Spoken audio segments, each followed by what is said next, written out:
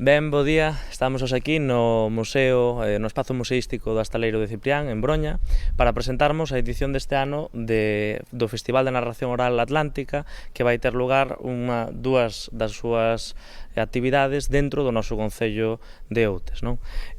Para nós é un orgullo poder acoller ao festival, un festival que xa ten unha longa trayectoria, achegando a narración oral á cidadanía de diferentes espazos, de diferentes territorios, tamén no rural, e no rural do litoral galego, que ademais xusto achega máis ese festival ao Océano Atlántico do que falamos, non? Nós imos a contar con dúas actividades, como dicía, unha delas vai ser aquí, neste espazo patrimonial de grandísimo valor que inauguramos o ano pasado. Esa vai ser Contos de Sapón de Yoshi e Oki, o sábado 6 de xullo ás 8:30, e a seguinte vai ser o sábado 13 de xullo ás 8:30 tamén, na terraza do Náutico do Freixo, e ali poderemos escoitar a Cris de Caldas e Amor Herrera. Van ser dous eventos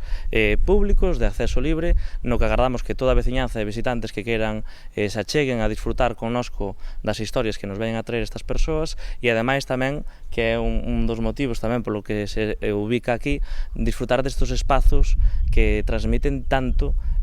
sin ter que dicir absolutamente nada. Así que, sin máis, deixo-vos coa directora do festival, Sole Felloza.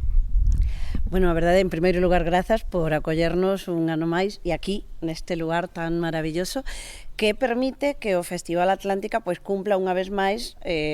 un dos nosos obxectivos, que é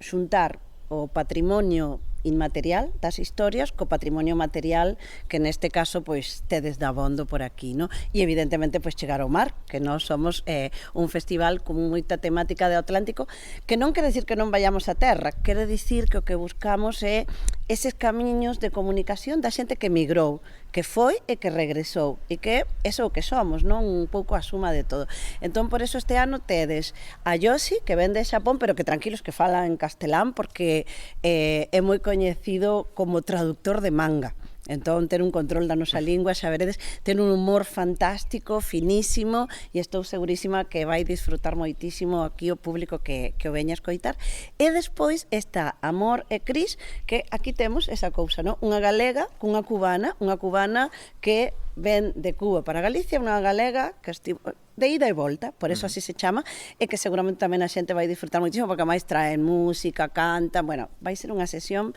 formidable. Así que nós, o único que nos queda é convidar a xente que veña a disfrutar, que disfrutedes destes espazos maravillosos que tedes, que disfrutedes das historias, e agradecer que nos acollades un ano máis.